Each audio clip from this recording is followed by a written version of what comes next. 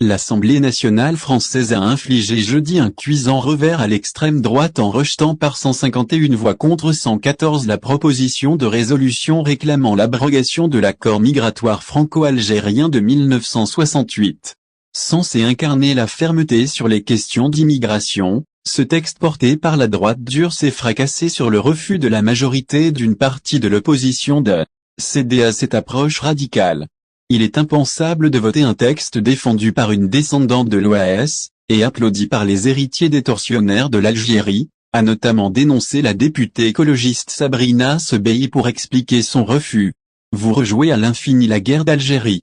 Vous flattez le vent mauvais de la xénophobie et du racisme, en espérant en tirer on ne sait quel bénéfice électoral inavouable, a fustigé de son côté le député LFI Bastien Lachaud. Honte à vous, a-t-il ajouté. Ces réactions virulentes montrent les limites du discours extrémiste sur ce sujet inflammable. Pourtant, presque 50 ans après sa signature, le fameux accord déviant sur la circulation des personnes suscite des tensions croissantes en France.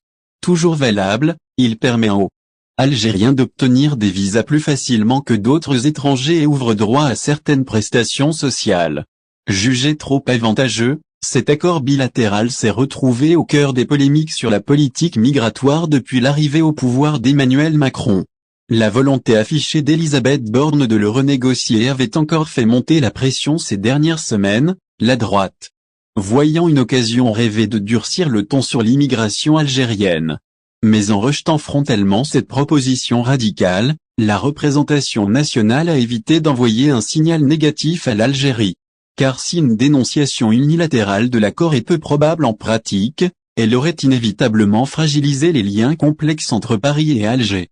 Après la crise des visas de 2021, la relation bilatérale reste convalescente. Le gouvernement s'est d'ailleurs employé ces derniers jours à rassurer les autorités algériennes. Lors d'une visite à Alger fin novembre, Gérald Darmanin avait insisté sur la volonté française de renforcer la coopération migratoire, et non de remettre en cause les fondements de la relation bilatérale. Pas sûr pourtant que ce vote suffise à apaiser définitivement les craintes algériennes sur ce dossier explosif.